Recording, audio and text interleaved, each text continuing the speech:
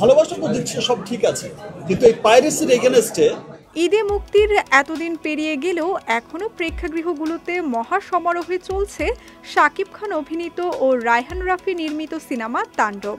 তবে মুক্তির এক সপ্তাহের মধ্যেই পাইরেসির কবলে পড়ে তাণ্ডব। সে সময় অবশ্য শাকিবকে এ বিষয়ে কথা বলতে দেখা না গেলেও অবশেষে বিষয়টি নিয়ে সোচ্চার হয়েছেন এই মেগাস্টার।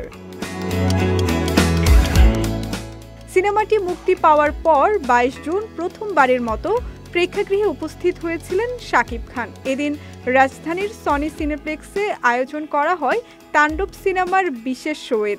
সেখানেই সিনেমাটি দেখেন কিং খান। এ সময় তিনি মুখোমুখি হন গণমাধ্যম কর্মীদের।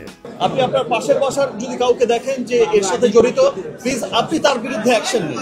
তাণ্ডবের পাইরেসি নিয়ে শাকিব বলেন, বাংলা সিনেমার সম্মানের সঙ্গে আজ পুরো বিশ্বে চলছে। সেই জায়গা নষ্ট করে দিতে একটি কুচক্রী মহল উঠে পড়ে লেগেছে। অর্থাৎ যে সিনেমাটা ভালো চলছে সেটাকে টার্গেটে নিয়ে পাইরেসি করা হচ্ছে। আমি বলবো এটা শুধু সিনেমার বিরুদ্ধে নয়, এটা দেশের বিরুদ্ধে ষড়যন্ত্র।